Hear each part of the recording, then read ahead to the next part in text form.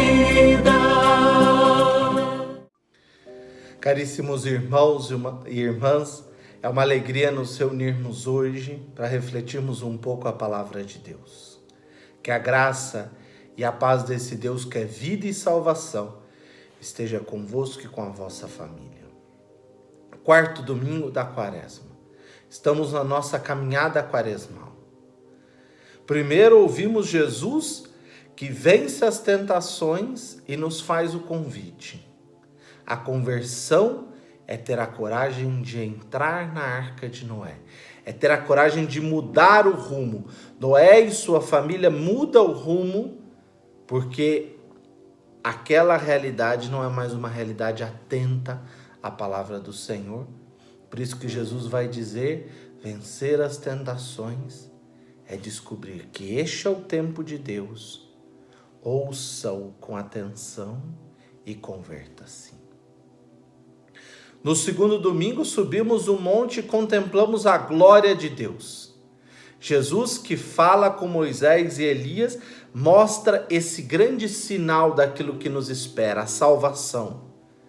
Mas essa salvação só se concretiza se somos homens e mulheres de fé.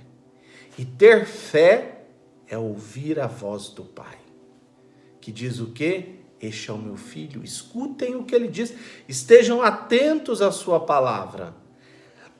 É essa palavra que gerará vida. Domingo passado, tanto na primeira leitura quanto no Evangelho, a primeira leitura, os 10 mandamentos, o Evangelho, Jesus entra no templo de Jerusalém e limpa aquilo tudo, expulsa aqueles vendilhões.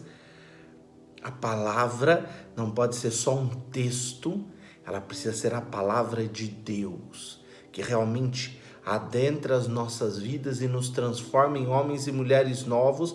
E esse culto precisa expressar a minha fé e a minha confiança neste Deus, que é um Deus da vida e um Deus da esperança, que é um Deus que nos propõe caminhos novos.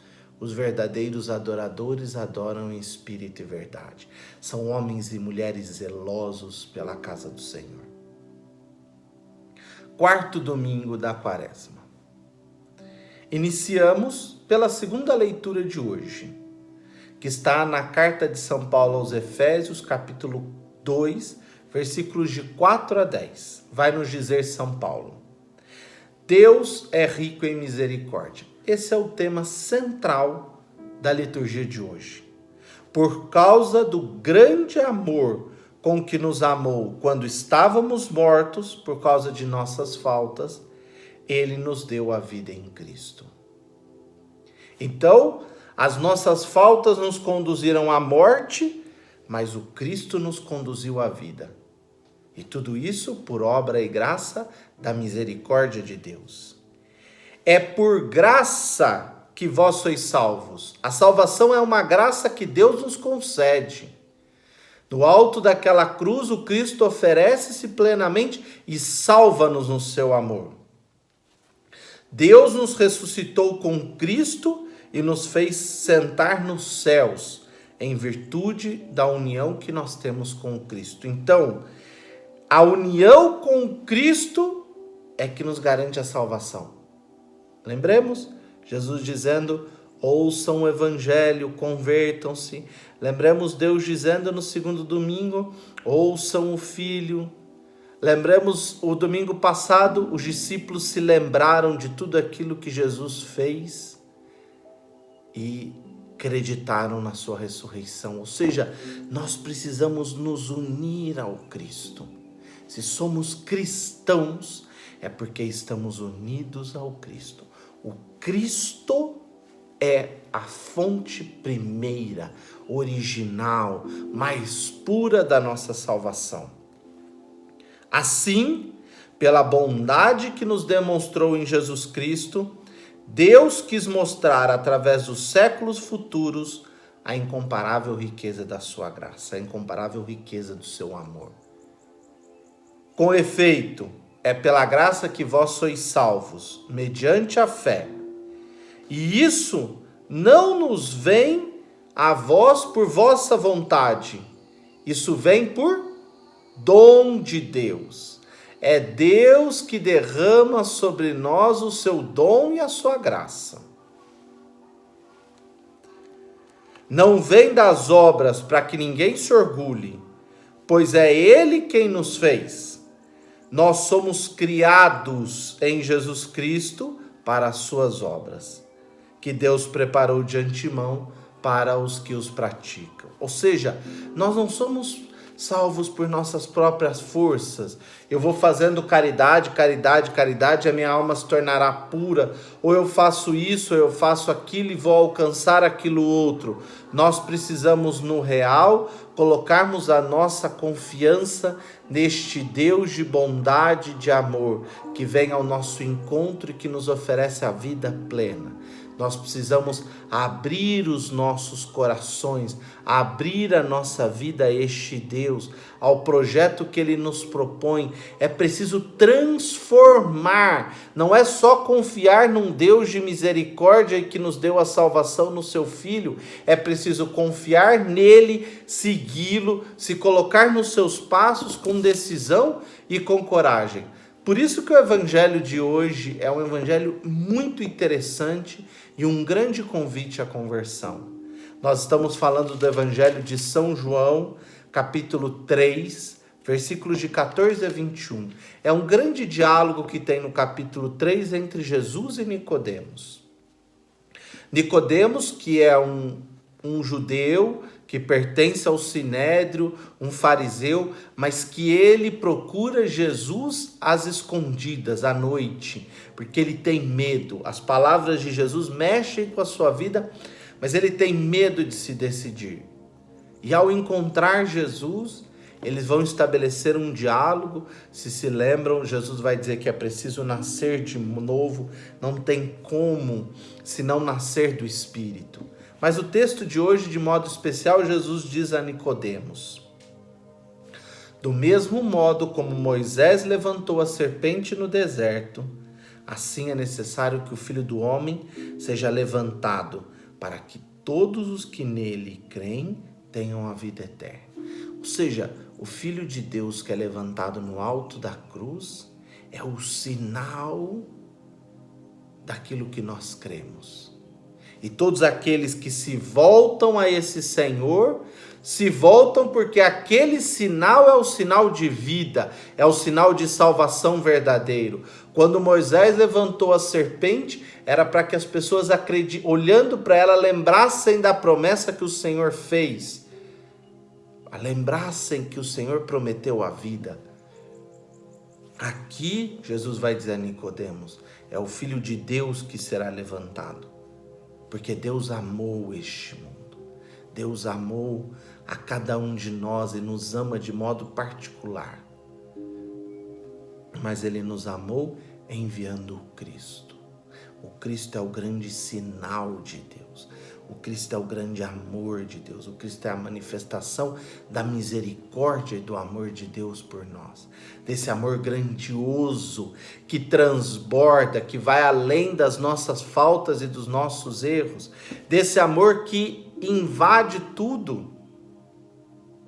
Desse amor que transborda em vida. Por isso que quando nós ouvimos hoje a primeira leitura da segunda carta de Crônicos, da segunda Crônicas, capítulo 36, versículos de 14 a 23, que vai mostrar a infidelidade dos chefes, dos sacerdotes e do povo que se multiplica, e a narrativa, que é uma narrativa não histórica, mas teológica, vai dizer que Deus castiga, vamos assim dizer, esse povo e eles são derrotados. Ou será que esse povo não ouve a voz de Deus? E por não ouvir a voz de Deus, se perde no caminho, se perde na direção, não acha mais o caminho e faz coisas que não devia ser feito. Quantas vezes você, meu irmão, eu, não fazemos coisas que não deviam ser feitas? Por quê? Porque nos perdemos daquele centro fundamental. O povo de Deus é vencido por Nabucodonosor, é levado para a Babilônia e lá sofre. Tanto que o salmo de hoje, Salmo 136, vai dizer Que se prenda a minha língua ao céu da boca, se de ti, Jerusalém, eu me esquecer. O salmista canta na Babilônia a tristeza de estar longe daquela terra que o Senhor deu. E estão longe por quê? Porque foram infiéis, porque não souberam ouvir o projeto de Deus, não souberam viver esse projeto com intensidade. Mas Deus não abandona o seu povo, Deus não esquece, Ele muda esse projeto. Deus usa de um pagão, Ciro, o rei dos persas, para retomar a história da salvação. Deus faz muito mais do que as nossas fragilidades, os nossos pecados e os nossos erros. Mas o evangelho de hoje nos diz uma coisa muito séria. E eu vou ler o versículo 17 para vocês.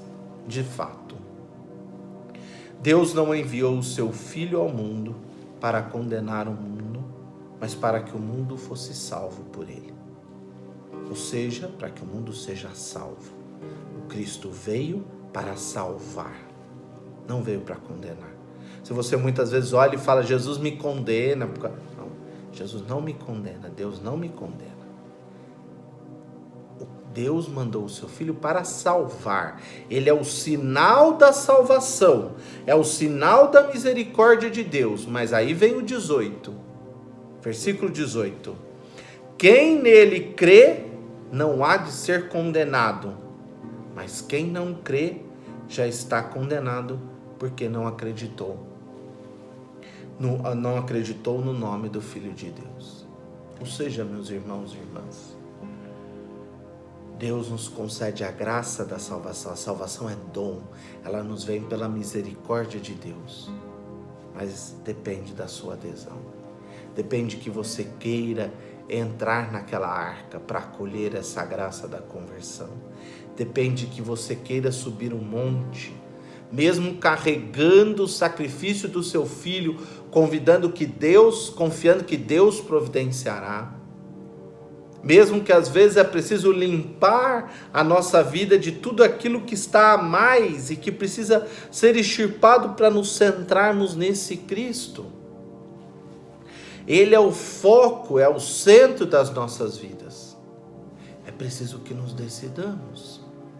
Deus não pode fazer se eu não me decido, se eu não abro meu coração a esse projeto, se eu não escolho por ele. A luz veio ao mundo, mas os homens preferiram as trevas. Deus nos oferece a vida, mas se em vez da vida optamos pela morte, Deus não pode fazer muito por nós. A sua misericórdia é gigantesca, mas essa misericórdia, ela se limita à nossa vontade. Ele nos salvou, mas nós precisamos acolher essa graça. Saiba disso, meu irmão, minha irmã. O tempo da Páscoa se aproxima, as festas pascais estão aí. Vivemos tempos difíceis de isolamento, de epidemia, de muita morte e sofrimento. Mas não nos esqueçamos. Abramos o nosso coração ao Senhor. Vamos ouvir a sua palavra. Vamos abrir-nos ao seu amor e vamos dar passos cada dia mais confiantes e certos na sua misericórdia por nós. Que Deus te abençoe, meu irmão, que Deus te abençoe e te guarde, minha irmã, e que você possa, neste tempo de recolhimento, de silêncio, de estarmos em casa, não se revoltar, mas gaste um tempo para refletir e meditar no que eu preciso dar passos de vida, no que eu preciso buscar mais o Senhor. Fique com Deus. Deus te abençoe e ilumine.